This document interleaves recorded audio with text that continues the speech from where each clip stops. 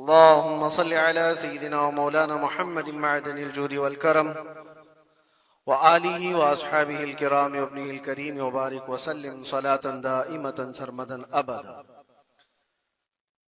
اسلامی سال کا پہلا دن ہے، محرم الحرام کی آج پہلی تاریخ، اور اللہ کا شکر ہے کہ یہ نیا سال جمعہ کے دن سے شروع ہو رہا ہے۔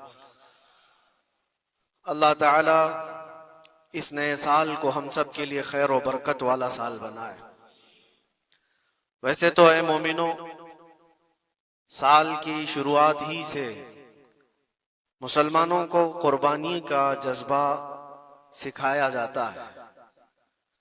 ذی الحجہ کے مہینے میں بہت بڑی قربانی، جس کو ذبح عظیم کہا ہے قرآن عظیم نے، سیدنا اسماعیل علیہ السلام کی قربانی کی یاد دلائی جاتی ہے۔ اور محرم آتے ہی شرق و غرب، شمال و جنوب، تمام تر مومنین کے درمیان ایک چرچا مشہور ہو جاتا ہے، وہ صبت رسول، لخت جگر بطول سیدہ فاطمۃ الزہرا کے آنکھوں کے نور سیدنا امام حسین اعظم رضی اللہ تعالی عنہ کی قربانی کے چرچے ہیں۔ اور میرے عزیزو، صدیاں بیت گئی سیدنا امام حسین کی قربانی کو لے کر، لیکن ذکر اب تک پرانا نہیں ہوا۔ ہر سال مسلمانوں کے درمیان یہ ذکر بڑے زور و شور سے آتا ہے، اور بڑے اہتمام کے ساتھ مومنین اس کا سننے کا اہتمام کرتے ہیں۔ میں ایک چیز آپ کو بتاؤں، کبھی کسی نے یہ نہیں کہا کہ ہر سال کربلا کی داستانیں کیوں سناتے ہیں۔ آدمی اگر ایک کہانی سنا ہو تو دوسری مرتبہ سننے کا اس کو دل نہیں کرتا، یا اگر بہت انٹرسٹڈ ہے تو دوسری مرتبہ سن لے گا، تیسری مرتبہ دل نہیں کرتا۔ لیکن مجھے بتاؤ، بچپن سے ہر سال آپ شوق سے سنتے ہیں یا نہیں امام حسین کو؟ اور کبھی مقرر سے یہ نہیں کہتے یا سنانے والے سے یہ نہیں کہتے کہ ہر سال یہی سنایا جا رہا ہے، بلکہ میں یہ کہتا ہوں، ہم اگر ہر سال کربلا کی داستانیں سناتے ہیں تو چلو مان لیا کہ کوئی مولوی صاحب لوگوں نے یہ شروع کر رکھا ہو، لیکن یہ کروڑوں کے عوام کیا پاگل ہے جو ہر سال سننا چاہتے ہیں؟ حقیقت میں بات یہ ہے، میں اس کو ایک فلسفے سے سمجھانا چاہتا ہوں۔ آپ کلمہ کون سا پڑھتے ہیں؟ لا الہ الا اللہ محمد رسول اللہ۔ آپ کے باپ کا کلمہ بھی یہی تھا، آپ کے دادا کا کلمہ بھی یہی تھا، پردادا کا بھی کلمہ یہی تھا، سالوں پہلے بھی جائیں تو صحابہ، تابعین، اولیاء کا کلمہ بھی یہی تھا۔ 14 صدیاں بیت گئی، ہر صدی میں یہی کلمہ، اور آج بھی ہم اس کلمے کو ایک ایک بار نہیں سینکڑوں مرتبہ پڑھتے ہیں، اپنے بچوں کو بھی یہی یاد دلاتے ہیں۔ لیکن کبھی یہ کیوں نہیں کہتے کہ یہ کلمہ بہت پرانا ہے، اسی کو کیوں پڑھا جاتا ہے؟ نیا کلمہ نہیں آئے گا، پرانا ہے، سب کو پتا ہے، لیکن پڑھنے میں کبھی کسی کو اکتاہٹ بھی نہیں آتی۔ کلمہ طیبہ جو پڑھتا ہے اسے اندازہ ہوتا ہوگا، شوق سے اس کا ورد کرتا ہے۔ جہاں پر بھی ذکر کر کے دیکھیں آپ لا الہ الا اللہ محمد الرسول اللہ کا، اکتاہٹ نہیں آتی، بے چینی نہیں ہے، اس میں جدت ہے، اس میں نیاپن ہے۔ یہ کلمہ ہر صدی کا ہے، ہر زمانے کا ہے۔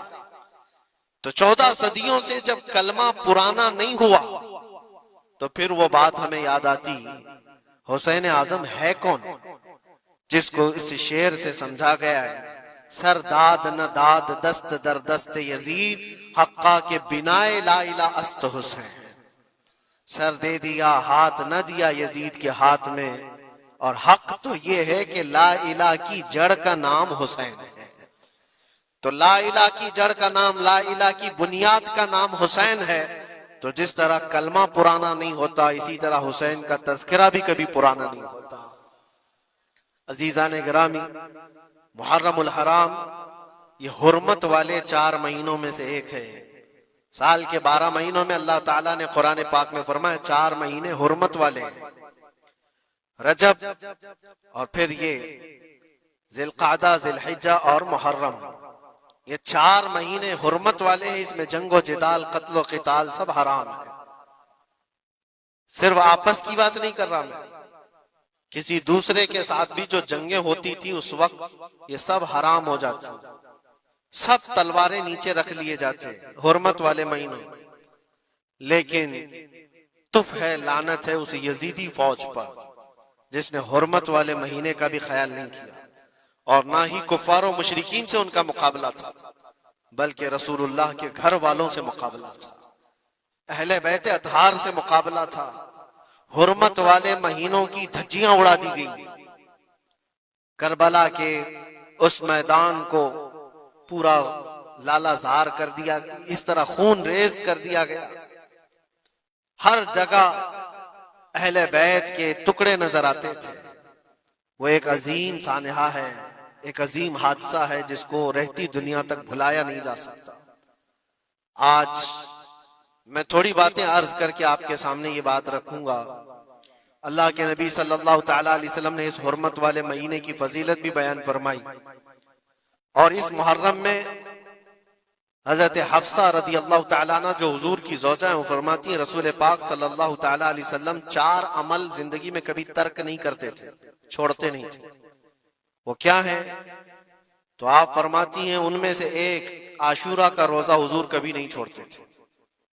عاشورہ کا روزہ رسول پاک صلی اللہ تعالی علیہ وسلم کبھی ترک نہیں فرماتے، اس کی بڑی فضیلت ہے۔ یہ عاشورہ کیا ہے؟ 10ویں محرم کے دن کو عاشورہ کہا جاتا ہے، بڑا تاریخی دن ہے، اور بلکہ اللہ کے نبی صلی اللہ علیہ وسلم نے یہ بھی فرمایا قیامت بھی اسی دن کو آنے والی ہے۔ 10 محرم الحرام ہوگی اور جمعہ کا دن ہی ہوگا جس دن سور پھونکا جائے گا اور پوری دنیا فنا کر دی جائے گی اور قیامت کا منظر قائم ہو جائے گا۔ عاشورہ کا دن آتا ہے تو اے مومنو سب کے سب اللہ کی بارگاہ میں دوڑ آ جاؤ، عبادت کے لیے لگ جاؤ، اور اس دن یہ یاد کرنا چاہیے کہ یہی وہ دن ہوگا جب ہمیں بارگاہ رب العزت میں کھڑا کیا جائے گا۔ اولین سے لے کر آخرین تک جتنے بھی پیدا ہوئے اس روئے زمین پر سب کو اٹھایا جائے گا، حساب و کتاب ہوگا، اور وہ 50,000 سال کے برابر کا ایک دن ہوگا۔ اس دن کو یاد کر کے عاشورہ کا اہتمام کرنا ضروری ہے۔ عاشورہ میں تو ویسی یادگاریں بہت ہیں۔ آدم علیہ السلام کے متعلق ان کی توبہ اسی دن قبول ہوئی۔ نوح علیہ السلام کی قوم پر جو عذاب آیا تھا طوفان کا، وہ طوفان نوح سے کشتی کو جو نجات ملی نوح علیہ السلام کی، وہ بھی عاشورہ کا دن تھا۔ سیدنا یونس علیہ السلام کو مچھلی کے پیٹ سے باہر نکالا گیا، وہ بھی عاشورہ کا دن تھا۔ موسیٰ علیہ السلام کو فرعون سے نجات دی گئی، فرعون غرق ہو گیا، پانی میں ڈبو دیا گیا، وہ بھی عاشورہ کا دن تھا۔ بہت ساری اس طرح کی تاریخی چیزیں عاشورہ کے دن، لیکن یہ ساری تاریخوں پر ایک تاریخ غالب آ جاتی ہے، وہ رسول اللہ کے نواسے کی قربانی کا دن، اس لیے کہ وہ پوری امت کو ہلا دینے والا حادثہ ہے۔ نبی آخر الزمان صلی اللہ تعالی علیہ وسلم نے اپنے اس لخت جگر کو، اپنے اس نور نظر کو، جس کے لیے اپنے سجدے لمبے کر دیا کرتے تھے، جانتے ہیں آپ حضور پاک صلی اللہ علیہ وسلم کے ایک بیٹے تھے حضرت ابراہیم، اور یہ اسی زمانے کے ہیں جب حضرت امام حسین بھی پیدا ہوئے تھے، اور حضور کی گود میں آپ کے اپنے بیٹے بھی تھے۔ حضور صلی اللہ تعالی علیہ وسلم کے وہ ایک ہی بیٹے ہیں جو 6 مہینے تک زندہ رہے۔ حضور صلی اللہ علیہ وسلم اپنی گود میں بٹھا کر انہیں پیار کر رہے تھے، اور امام حسین کو بھی گود میں رکھے ہوئے تھے۔ ایک طرف نواسا ہے اور ایک طرف بیٹا ہے۔ جبرائیل امین نے آ کر کے عرض کیا اللہ کے نبی صلی اللہ علیہ وسلم سے، کہا رب تبارک و تعالیٰ کی منشا یہ ہے کہ ان دونوں میں سے آپ کسی ایک ہی کو رکھ سکتے ہیں۔ اللہ کے نبی صلی اللہ علیہ وسلم نے امام حسین پر اپنے بیٹے کو قربان کر دیا۔ کہا اے جبرائیل حسین کو رہنے دو، اس لیے کہ یہ میری آنکھوں کا بھی نور ہے اور فاطمہ کی آنکھوں کا بھی نور ہے۔ پھر چند ہی دن کے بعد حضرت ابراہیم کا انتقال ہو گیا۔ آپ اندازہ کریں جس حسین اعظم کے لیے رسول پاک صلی اللہ علیہ وسلم نے اپنے بیٹے کو قربان کیا، اور مدینے کی گلیوں میں جس کو اپنے کندھوں پر اٹھا کر سوار کرتے تھے، امام حسین حضور کے صلی اللہ تعالی علیہ وسلم کے کندھوں پر سواری کیا کرتے تھے۔ دوش نبوت جن کی سواری ہو، اندازہ کر سکتا ہے کوئی؟ اس حسین اعظم کے چرچے مدینہ طیبہ میں بچپن میں ہی عام تھے. صحابہ کرام رضوان اللہ تعالی علیہم اجمعین دیکھتے تھے کبھی حضور صلی اللہ تعالی علیہ وسلم مسجد نبوی تشریف لاتے تو یہ دونوں شہزادے حضور کے جبے پر لٹکے ہوئے آتے تھے. کبھی حضور منبر پر کھڑے ہیں تو ایک شہزادہ حضور کے ایک قدم کو پکڑا ہے, دوسرا دوسرے قدم کو پکڑا ہوا ہے. یہ تو ان کی پرورش تھی جو بچپنے کی تھی. صحابہ ان کی اس بچپنے پر رشک کیا کرتے تھے اور صحابہ کرام رضوان اللہ تعالی علیہم اجمعین ادب حد درجے کا کرتے تھے. آپ کو میں بتاؤں ادب تو ایسا تھا اہل بیت اطہار کا. امام حسین کی عمر چھوٹی سی تھی, امام حسین, اور ایک زمانہ ایسا تھا جب حضور پاک صلی اللہ علیہ وسلم کے وصال کے بعد حضرت ابو بکر کا زمانہ آیا, 2.5 سال آپ نے خلافت کی. پھر اس کے بعد حضرت عمر کا دور خلافت شروع ہوا, اور حضرت عمر کے دور خلافت کو کون نہیں جانتا, ایسے رعب و دبدبے والا خلیفہ کہ لوگ ان کی ہیبت سے کانپتے تھے. قیصر و کسریٰ کانپ رہے ہوتے تھے, بڑی بڑی فوجیں تھراتی تھی اس نام سے, حضرت عمر کے نام سے. ان کے دور خلافت میں ایک بار ایسا ہوا تھا کہ حضرت عمر کے بیٹے ہیں عبداللہ, اور ان کا اور حضرت امام حسین کا بچپن میں کچھ جھگڑا ہو گیا. چھوٹی عمر تھی, امام حسین کی بھی عمر چھوٹی تھی, عبداللہ کی عمر بھی چھوٹی تھی. دونوں تکرار کرتے رہے, کچھ نہ کچھ بات چیت ہوئی ہوگی. تو حضرت حسین نے حضرت عبداللہ کو غصے میں یوں کہا, تو کیا مجھ سے بحث کرتا ہے, تیرا باپ تو میرے نانا کا غلام تھا. خلیفہ وقت ہیں وہ, اور ان کو اس طرح سے کہا تیرا باپ آج جو خلیفہ ہے وہ میرے نانا کا غلام تھا. حضرت عبداللہ کو یہ بات لگی, کہا میں یہ شکایت امیر المومنین سے کروں گا. وہ دوڑ کر کے آئے, خلیفہ وقت ہے جس کے سامنے کھڑے ہونے کے لیے اچھے اچھے کانپ جاتے تھے. بیٹے نے آ کر کے کہا حضرت عمر فاروق سے کہ ابا آج میری حسین سے تکرار ہوئی اور جھگڑے میں انہوں نے مجھے یوں تانا مارا کہ تیرا باپ میرے نانا کا غلام تھا. حضرت عمر اتر آئے کرسی سے اور کہا کیا حسین نے ایسا کہا؟ کہا بالکل ایسا ہی کہا. تو حضرت عبداللہ کہتے ہیں ابا کا جلال دیکھ کر کے میں سمجھ گیا کہ حسین کو سزا ملے گی. کہا جاؤ حسین کو بلا لاؤ.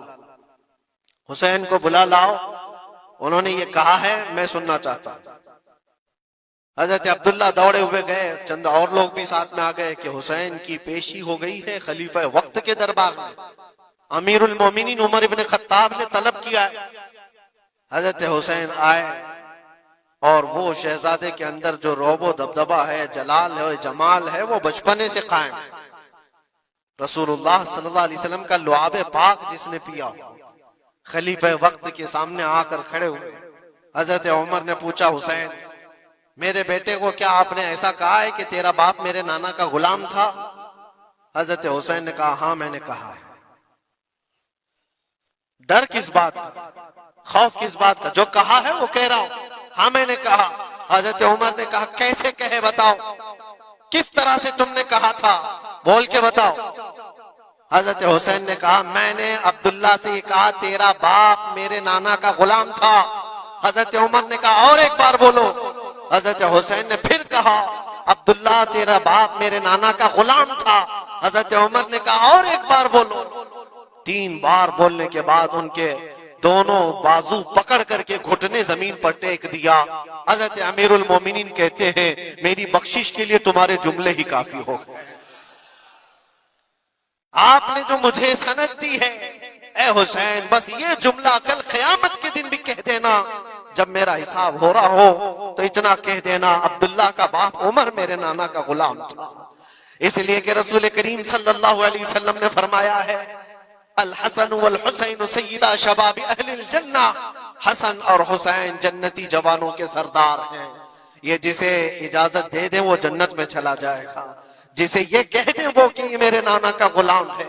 مجھے بتاؤ میرے عزیزو, اس حسین اعظم کی بات میں کر رہا ہوں, وقت کا باروب خلیفہ امیر المومنین عمر ابن خطاب جن کے سامنے گھٹنے ٹیک کر کے بیٹھے اور کہے یہ جملہ دوبارہ کہو, ان کا مقام کیا ہو سکتا ہے. حد درجے کا ادب صحابہ کرام کے اندر تھا. اور ایک مرتبہ ایسا بھی ہوا تھا، حضرت عمر ممبر پر کھڑے تھے، حضرت امام حسین اپنے گھر سے دوڑتے ہوئے آئے.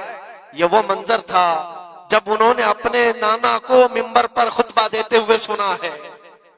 زمانہ انہوں نے آنکھیں کھولی ہیں حضور کے گود میں، بچپنا پایا ہے رسول اللہ کے گھر میں، اور دیکھا ہے سب سے پہلے خطبہ دیتے ہوئے تو اپنے نانا کو دیکھا تھا. لیکن جب رسول کریم صلی اللہ علیہ وسلم کی وفات ہو گئی تو پورا اندھیرا سا چھایا ہوا تھا. حضرت امام حسین ان کے متعلق ہے کہ ایک بار حضرت عمر ممبر پر کھڑے تھے، وہ دوڑتے ہوئے آئے مسجد میں. حضرت حسین کو ایسا لگا کہ رسول اللہ خطبہ دے رہے ہیں. وہ یادیں کہاں سے جاتی جو رسول اللہ کو خطبہ دیتے ہوئے دیکھا تھا. دوڑتے ہوئے آئے، دیکھا عمر فاروق خطبہ دے رہے ہیں تو چیخ کر کے کہا کہ آپ میرے نانا کے ممبر سے اتر جاؤ، یہ میرے باپ کا ممبر ہے، اپنے باپ کے ممبر پر جاؤ، تمہارے باپ کے ممبر پر جاؤ. حضرت عمر اتر گئے. یہ نہیں کہ خطبہ قائم رکھا، فوراً اترا ہے اور شہزادے کو پکڑ کر کے رونے لگ گئے. سچ کہا ہے حسین، یہ ممبر تو تمہارے گھر کا ہی ہے، یہ ممبر تمہارے باپ کا ہے، تمہارے نانا کا ہے، اور انہوں نے یہ عزت بخشی ہے ہمیں کہ ہم اس ممبر پر کھڑے ہوتے ہیں. اگر آپ اجازت دیں تو میں خطبہ دوں، ورنہ میں یہیں بیٹھا رہوں. یہ مقام تھا امام حسین کا. بچپنے کی بات کر رہا ہوں. پھر انہوں نے کہا آپ خطبہ دیں.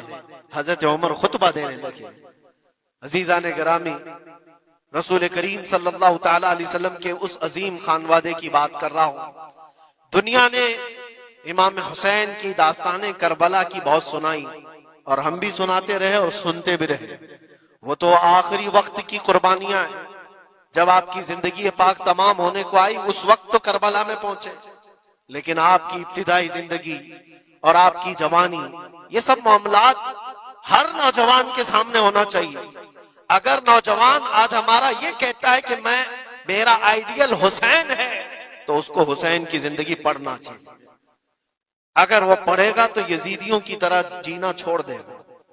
جینے کا طریقہ یزیدیوں کی طرح اور نعرے حسین کے ہوں تو یہ زمین و آسمان کا فرق ہے میرے عزیزوں. سیدنا امام حسین رضی اللہ تعالیٰ عنہ کے گھرانے کی بات میں آپ کو کہوں. ایک بار حضور پاک صلی اللہ تعالیٰ علیہ وسلم حضرت فاطمہ کے گھر تشریف لائے تھے. یہ کون سا وقت تھا میں آپ کو بتاؤں. بچے دونوں بیمار تھے، امام حسن اور امام حسین. تو حضرت فاطمہ نے منت کر لی تھی کہ اگر یہ بچے صحت یاب ہو جائیں تو 3 روزے رکھیں گے. حضرت علی نے بھی منت کر لی. تو اس کے بعد بچے صحت یاب ہو گئے تو روزے رکھے. حضرت علی رضی اللہ تعالیٰ عنہ داماد رسول، اسد اللہ الغالب، شیر خدا جن کو کہتے ہیں، فاتح خیبر شکن اور فاتح خیبر، سیدنا علی ابن ابی طالب رضی اللہ تعالیٰ عنہ ایک کھجوروں کے باغیچے میں کام کیا کرتے تھے اور مزدوری میں صرف 2 درہم آپ کو ملتے تھے. وہ 2 درہم ایسے کہ اس سے مدینے میں اتنا آٹا ملتا تھا جس سے 5 روٹیاں بن سکتی تھی. یہ دن کی مزدوری تھی ان کی. دن بھر کام کر کے آتے، روزہ رکھ کر کے گئے تھے، کام کر کے 2 درہم مزدوری میں لے آئے اور اس کے بعد آٹا خرید کر لائے اور کہا فاطمہ روٹیاں بنا لو. 5 لوگ تھے گھر میں، حضرت فاطمہ، حضرت علی اور آپ کی ایک کنیز فضہ اور حضرت حسن اور حسین رضی اللہ تعالی عنہ. 5 روٹیاں بنی تھی اور شام میں افطار کے لیے بیٹھے تھے. تو عین افطار کے وقت ایک مسکین دروازے پر آتا ہے. وہ کہتا ہے یہ اہل بیت کا گھرانہ ہے، میں بہت بھوکا ہوں، کیا مجھے کچھ کھلایا جا سکتا ہے؟ حضرت فاطمہ نے 5 روٹیاں اٹھا کر اس کی جھولی میں ڈال دی، ایک بھی نہیں رکھا، اور پانی پی کر افطار کر لیا. کیا یہ کر سکتا ہے ہم میں سے کوئی؟ افطاری کے وقت ہمارے سامنے رکھا ہوا سامان ادھر سے ادھر ہونے نہیں دیتے. کوئی تمہارا شربت تھوڑا سا اٹھا لے تو دیکھو پارا کتنا چڑھ جاتا ہے. افطاری کے وقت تو سب کو بھوک شدت کی لگی رہتی ہے، اور اس وقت گھر میں جو موجود ہے وہ اٹھا کے دے دینا. مسکین تو لے کر چلا گیا اور یہ پانی سے افطار کر کے رہ گئے. رات کو اسی پانی سے سحری بھی، دوسرا روزہ تھا. حضرت علی مزدوری پر گئے، پھر وہی مزدوری اور آٹا لائے، 5 روٹیاں بنی اور افطار میں بیٹھے تھے کہ ایک یتیم بچہ آ گیا جس کے ماں باپ نہیں تھے. اس نے آواز لگانی شروع کی کہ میرا کوئی نہیں ہے، میرا آسرا نہیں ہے، میرا باپ نہیں ہے، میں یتیم ہوں، کیا مجھے اس گھر سے کھلایا جا سکتا ہے؟ آج حضرت فاطمہ نے وہ 5 روٹیاں اٹھائی، اس کی جھولی میں ڈال دی، کہا صبر کر لو، ہم پانی پی لیں گے. پانی پی کر دوسرا دن افطار کر لیا انہوں نے، اور اس دن اسی طرح سے سحری کیے. اور تیسرا روزہ تھا. کون رکھ سکتا ہے میرے عزیز؟ ایک روزہ ہی لوگوں کے لیے کتنا بھاری ہوتا ہے. تیسرا روزہ تھا بغیر کسی چیز کے کھائے ہوئے. اور تیسرے روزے کے بعد پھر مزدوری کی حضرت علی نے، پھر اتنی مزدوری سے آٹا خرید لائے، 5 روٹیاں بنی. اور آج ان کے کھانے کا وقت تھا، افطاری کرنے ہی والے تھے. جیل سے چھوٹا ہوا ایک قیدی ان کے گھر کے پاس آیا. قیدی تھا جو برسوں سے جیل کی سزا کاٹ رہا تھا. اچانک آیا اور کہا میں بہت بھوکا ہوں، میرے پاس کوئی اسباب نہیں، کھانے پینے کا کوئی سامان نہیں، اور میں نے اس گھرانے کی بڑی تعریف سنی ہے، یہ اہل بیت کا گھرانہ ہے، کیا مجھے کھلایا جا سکتا ہے؟ یقیناً وہ لجپال گھرانہ ہے، وہ سخی گھرانہ ہے. آج بھی 5 روٹیاں اٹھائی اور ڈال دی. اور حالت یہ ہو گئی تھی کہ سب کا پیٹ پیٹ سے لگ گیا تھا اور آواز نہیں نکل رہی تھی کسی کی. تیسرا دن گزرا تھا اور اس وقت سب حسنین کریمین طاق میں دبکے ہوئے اندر بیٹھے ہوئے تھے. حضرت علی جھکے ہوئے تھے، حضرت فاطمہ بھی وہ سجدے میں تھی. رسول کریم صلی اللہ تعالی علیہ وسلم اس حالت میں اس گھرانے میں تشریف لاتے اور آئے. آواز دیا تو آواز کسی کی نکل نہیں رہی، سناٹا ہے گھر میں. دیکھا تو حسنین کریمین جسم پورا لاغر دکھ رہا ہے، دیوار سے دبکے ہوئے بیٹھے ہیں. حضرت فاطمہ الگ، حضرت علی الگ. یہ کیا منظر ہے؟ یہ اہل بیت وہ ہیں جو فاقہ کرتے تھے لیکن شکایت کسی کے پاس کرتے نہیں تھے. یہ نہیں کہ ہمارے گھر میں کچھ نہیں ہے، کبھی نہیں کہا. اسی طرح بیٹھے رہے. اللہ کے نبی صلی اللہ علیہ وسلم پوچھ رہے تھے تمہیں کیا ہو گیا؟ اسی اسنا میں ان کا جواب آنے سے پہلے جبرائیل امین آیت لے کر کے آ گئے. آیت لے کر کے آ گئے.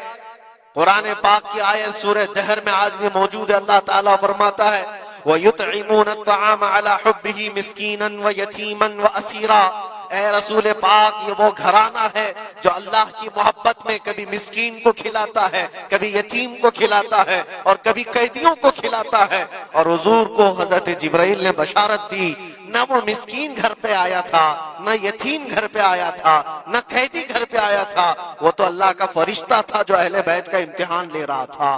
اور یہ اہل بیت کا گھرانہ امتحان میں مکمل کامیاب ہے، اور ان کے کھانے کے لیے اللہ تعالیٰ جنت سے کھانے نعمت اتار رہا ہے. یہ وہ گھرانہ تھا. کیا اس صبر کو آپ دیکھ سکتے ہیں؟ بچپن میں جہاں اتنا صبر سکھایا گیا ہو، بچوں نے یہ الجھ کر کے کہا کہ ماں کیوں دے رہی ہو روٹیاں، ہمارے لیے بھی تو کچھ رکھو. یہ وہ آداب تھے، یہ وہ پرورش تھی جو کربلا کے میدان میں ان کو جبل استقامت بنایا ہوا تھا. ٹس سے مس نہیں ہوتے تھے. یہ اچانک آئی ہوئی پرورش نہیں تھی، اچانک ملی ہوئی تربیت نہیں تھی. ان کی گٹھی میں گھول کر کے پلائی گئی ہوئی تربیت تھی. حسنین کریمین کو یہ صبر و استقامت ان کی ماں اور ان کے باپ نے اس وقت سے دیا ہے جب ابھی وہ شعور کی آنکھیں کھول رہے تھے. عزیزان گرامی وقار، استقامت کس کو کہتے ہیں؟ یہی ایک جملہ، ایک لفظ یاد کر لو بس کافی ہے. آج میرا میسج اتنا ہی ہے. استقامت ہے صرف اور صرف ظلم سہ کر کے مر جانا، یہ کوئی کمال کی بات ہے. ظالم کے سامنے ڈٹے رہنا اور حق بات کا اعلان کرنا، یہ استقامت ہے. اور یہ ساری کرامتوں سے بڑھ کر کے ہے. ساری کرامتیں، جو بھی ولی کرامت دکھاتا ہے وہ نبوت کا پرتو ہوتا ہے، معجزے کا پرتو ہوتا ہے. نبی معجزہ دکھاتے ہیں. معجزہ کیا ہے؟ ایسا کام جو عام انسان نہیں کر سکتا. جیسے حضرت موسیٰ علیہ السلام نے اپنے لکڑی کو زمین پر ڈالا تو وہ سانپ بن گیا، اژدھا بن گیا. حضرت عیسیٰ علیہ السلام مٹی کے پرندے کو پھونک مارتے تھے تو وہ اڑ جاتا تھا. یہ معجزہ ہے. اور ولی سے جو کام صادر ہوتا ہے ایسا جو عام انسان نہیں کر سکتا، اس کو کیا کہتے ہیں؟ کرامت. ولی سے کرامت ثابت ہوتی ہے. بہت سارے اولیاء کرام سے کرامتیں صادر ہوئی. سرکار غوث پاک رضی اللہ تعالیٰ عنہ کی کرامتیں بہت ہیں، سرکار غریب نواز کی کرامت ہے، بہت سارے اولیاء کرام کی بہت سی کرامتیں۔ انہوں نے کبھی پانی پر اپنے مصلے بچھائے، کبھی ہواؤں میں چل کے دکھائے، یا پھر محیر العقول کام جو عام انسان کی سمجھ میں نہ آئے، یہ سب کرامتیں دیکھ کر انسان حیرت میں آ جاتا ہے، ایسا کیسے؟ اور آج بھی سارے لوگ اسی چکر میں باباؤں کے پیچھے گھومتے رہتے ہیں کہ کوئی چمتکار دکھ جائے، چمتکار نظر آ جائے۔ چمتکار دیکھنے کے لیے انسان پاگل ہو جاتا ہے، اسی جو آپ کی زبان میں چمتکار اور کرامت الگ چیز ہے۔ جادوگر کوئی چیز دکھا رہا ہے وہ چمتکار ہے، کرامت دیکھ کر کے تم یہ سمجھنے لگتے ہو اس سے بڑا کوئی ہو ہی نہیں سکتا، اس سے بڑا کوئی نہیں ہو سکتا۔ اگر تمہارے سامنے کوئی بابا ہوا میں اڑ کے دکھا دیا تو ہو گیا پھر تمہارا، ساری چیزیں اس کے پیچھے قربان، اس سے پہنچا ہوا کوئی نہیں۔ میں آپ کو کہتا ہوں دنیا کی ساری کرامتیں ایک جگہ پر حق بات پر اٹل ہو جانا استقامت اس سے بڑھ کر کے، وہ امام حسین نے کربلا کے میدان میں دکھایا ہے۔ کرامت کیا ہے امام حسین نہیں دکھا سکتے تھے؟ ارے سارے اولیاء جن کے قدموں سے لگے ہوئے ہو، جہاں سے ولایت بٹ رہی ہو، حضرت مولا علی کو کیا کہتے ہیں؟ شاہ ولایت کہا جاتا ہے، سارے اولیاء کرام کی ولایت وہاں جاتی ہے۔ تو کیا امام حسین کربلا میں اپنی کرامت دکھا کر کے قابو نہیں کر سکتے تھے؟ اور لوگوں کے اس ذہن میں آنے والے سوال کو دور کرنے کے لیے امام حسین کے شہزادوں میں 600 سال بعد آنے والے غریب نواز نے اجمیر کی دھرتی پر دکھایا بھی تھا، تم اگر پانی بند کرتے ہو تو معین الدین ایک کھٹوری میں پورا پانی سما سکتا ہے۔ کیا نہیں ہوئی تھی انا ساگر کا پورا پانی ایک کھٹوری میں سرکار غریب نواز کے حکم پر نہیں جمع ہوا تھا، اور آپ نے چھوڑ دیا تو پانی پورا چلا گیا۔ وہ 600 سال بعد آنے والے غریب نواز جو امام حسین کی اولاد میں سے اتنے سالوں بعد آنے والی اولاد میں یہ پاور ہے، یہ طاقت ہے، تو حسین کے ہاتھوں میں کیا طاقت ہو سکتی؟ ارے دریائے فرات تو ان کے قدموں سے لگ کر کے بہتا اگر حکم دیتے، لیکن امام حسین رضی اللہ تعالیٰ عنہ کرامت سے اگر وہ معاملہ حل کر دیتے تو ہم جیسے نکموں کے لیے آئیڈیل کون ہوتا؟ ہم جیسے غریبوں کے لیے آئیڈیل کون ہوتا؟ وہ تو بڑے لوگ تھے، متقی تھے، پرہیزگار تھے، رسول اللہ کے خاندان سے تھے، انہوں نے کرامتوں سے ان معاملات کو حل کیا ہوگا۔ لیکن ہم جیسے لوگ اس زمانے میں اپنے دور کے یزیدیوں سے لڑنے کا وقت ہوتا تو ہم کون سی کرامت دکھاتے؟ اسی لیے امام حسین نے قیامت تک آنے والے مسلمانوں کے لیے کرامت دکھا کر کے اس میدان کو فتح نہیں کیا، استقامت دکھا کر۔ یہ میسج تھا کہ اے مسلمانوں، جیسی بھی بڑی طاقت تمہارے سامنے آئے ڈٹے رہو، جمے رہو، اور مرنے کا خوف نہ رکھو۔ اگر کٹ جاتے ہو، مر جاتے ہو تو کوئی فرق نہیں پڑتا، کیونکہ رب تبارک و تعالیٰ نے پہلے ہی قرآن میں گواہی دے دی ہے وَلَا تَقُولُوا لِمَنْ يُقْتَلُ فِي سَبِيلِ اللَّهِ أَمْوَاتٌ بَلْ أَحْيَاءٌ وَلَكِنْ لَا تَشْعُرُونَ۔ جو اللہ کی راہ میں مارے جائیں انہیں مردہ نہ کہو، وہ زندہ ہیں، تمہیں اس کا شعور نہیں۔ اور وہ زندگی تو آج بھی ہم دیکھ رہے ہیں، آج بھی ہم دیکھ رہے ہیں، اسلام زندہ ہوتا ہے ہر کربلا کے بعد۔ کیا یہ نہیں دیکھ رہے؟ ہر گھر پہ امام حسین کے چرچے، جلنے والے ہوں گے، کڑنے والے ہوں گے، لیکن ان کو انگلیوں پہ گنا جا سکتا ہے، باقی چاہنے والوں کی تعداد ستاروں سے زیادہ ہے۔ امام حسین کا جھنڈا آج بھی اسی طرح لہرا رہا ہے۔ سچ بتاؤں میں آپ کو، کبھی آپ کو اتفاق ہو تو ملک شام کے دمشق میں بھی جانا، جہاں پر 3 سال یزید کا دربار لگتا تھا، وہ بھی اپنے وقت کا خلیفہ بنا ہوا تھا، اور اس نے جو اپنے دور خلافت میں، اپنے دور حکومت میں ظلم ڈھائے وہ تاریخ میں رقم ہو چکے۔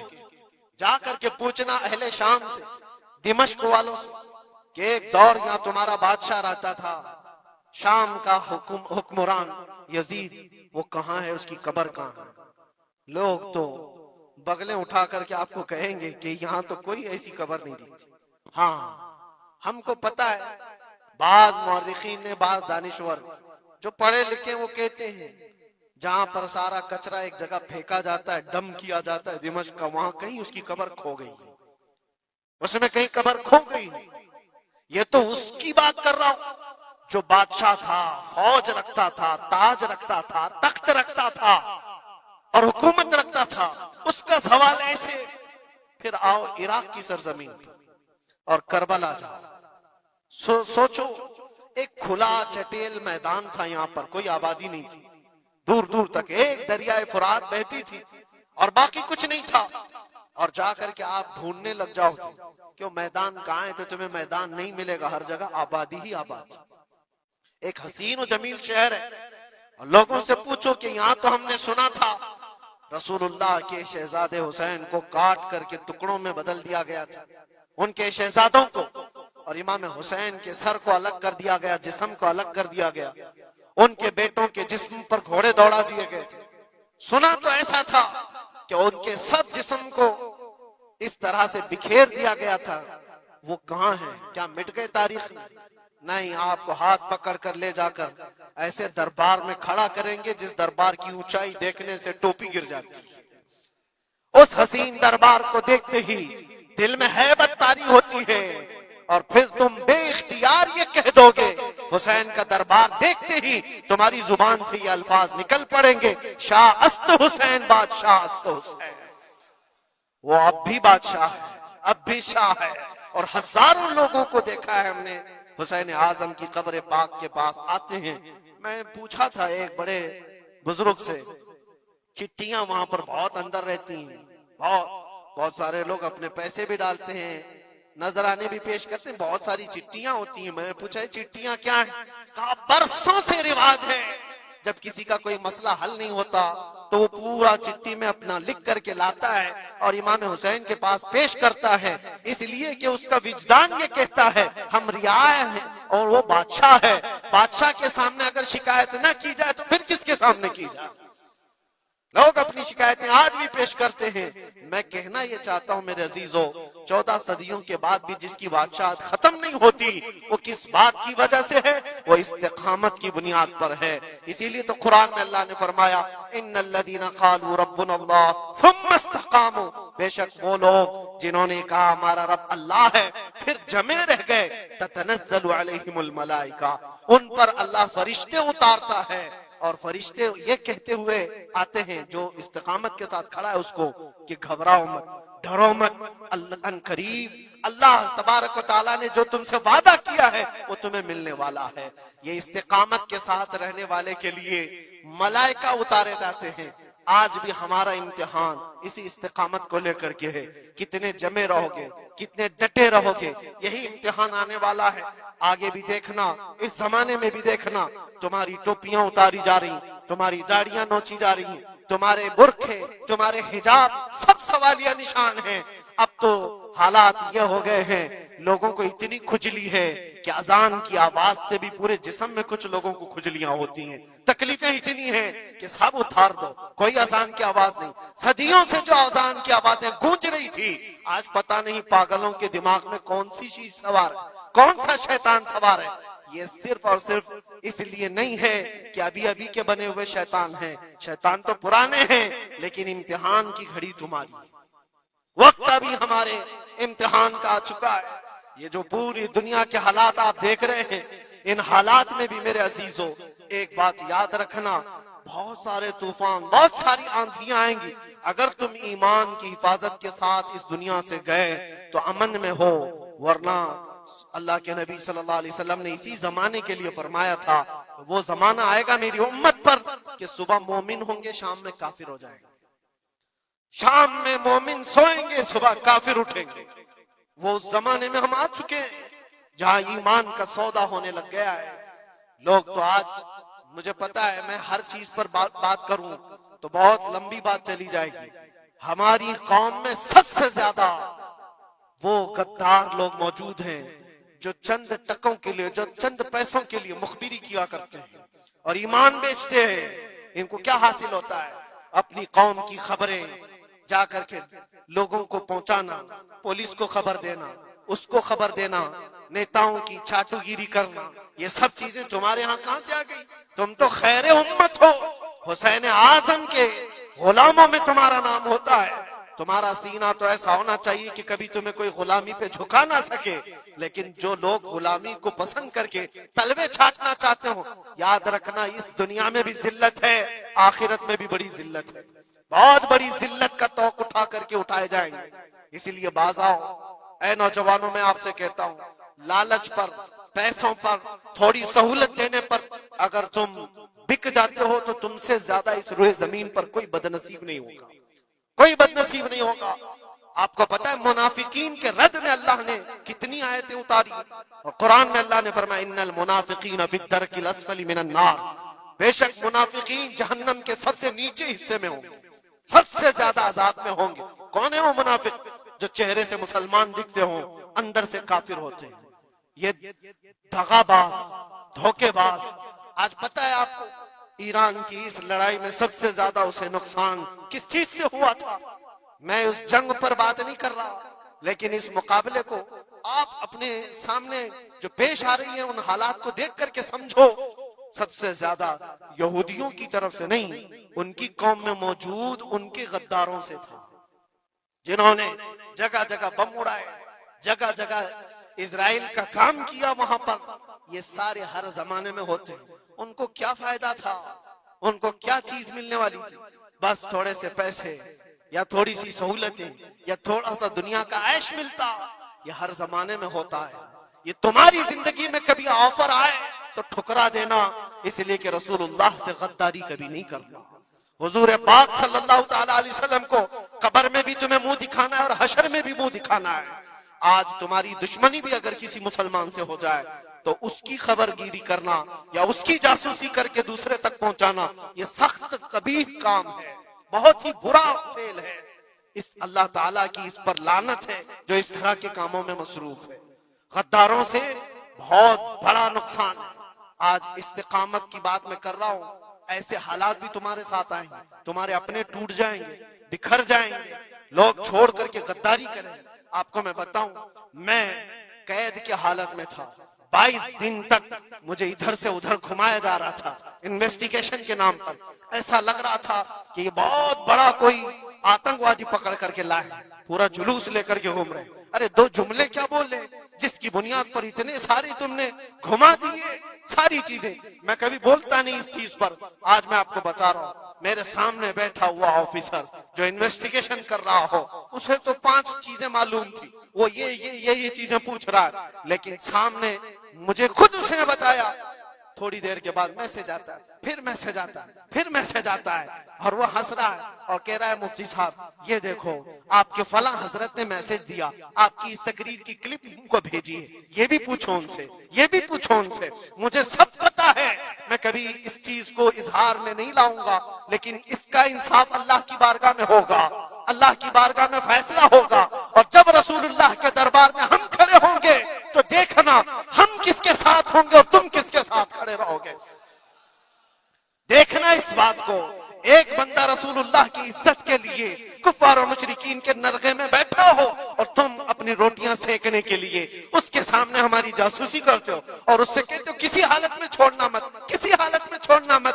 اور وہ لوگ جانتے ہیں اور وہ کہتے ہیں آپ گھبراؤ مت، ہم تو اپنا پروسیس کریں گے. اور ایسے لوگ ہمارے پاس بہت سارے ہیں جو بھیجتے رہتے ہیں، ہم تو اپنا کام ہی کریں گے. لیکن میرے عزیزو، وہ کام اپنا کر رہے ہوں گے لیکن دل پر چھریاں چلتی ہیں. یہ کون سے لوگ ہیں؟ کس نبی کا کلمہ پڑے ہوئے لوگ ہیں؟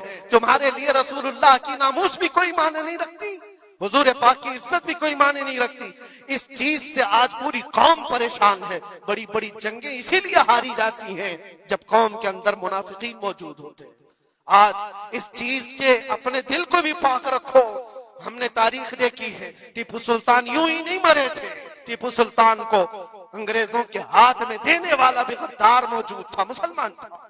یہ ساری غداریاں آج جو آئی، کتنے تو ایسے ہیں پہلے ہی سے جا کر کے کہہ دے مسجد میں یہ ہو رہا ہے، مسجد میں یہ ہو رہا ہے. یاد رکھنا قیامت کے دن تمہارے چہرے کالے ہوں گے، اللہ کی بارگاہ میں پکڑے جاؤ گے. وَمَنْ أَظْلَمُ مِمَّنْ مَنْعَ مَسَاجِدَ اللَّهِ أَنْ يُذْكَرَ فِيهَا اسْمُهُ وَسَعَى فِي خَرَابِهَا. اللہ فرماتا ہے اس سے بڑا ظالم کون جو اللہ کی مسجدوں میں اللہ کا ذکر کرنے سے روکتا؟ اس سے بڑا ظالم کون ہے؟ اور وہ سب ظالم آج دیکھنے کو آ رہے ہیں. بہرحال خلاصہ کلام یہ ہے میرے عزیزوں، ہم حسینی ایمان رکھتے ہیں اور حسین کی طرح اللہ کی بارگاہ میں دعا بھی کرتے ہیں کہ مولا ساری قربانیاں ہو جائیں مگر ایمان کا سودا کرنے کی نوبت کبھی نہ آئے۔ رب تبارک و تعالی ہماری یہ حفاظت فرمائے کہ ہمارے جسم کے چھتڑے ہو جائیں مگر مولا تیرے حبیب پاک کی عزت اور ان کی محبت بال برابر بھی ہمارے دل میں فرق آنے نہ پائے، بال برابر بھی فرق ہونے نہ پائے۔ اپنی اولاد کو بھی یہی تعلیم دے کر جاؤ، یہی تعلیم دے کر جاؤ۔ کربلا سننے کا مطلب یہ نہیں ہے ماتھا پیٹ لیا، سینہ پیٹ لیا، رو دھو کر کے اٹھ گئے۔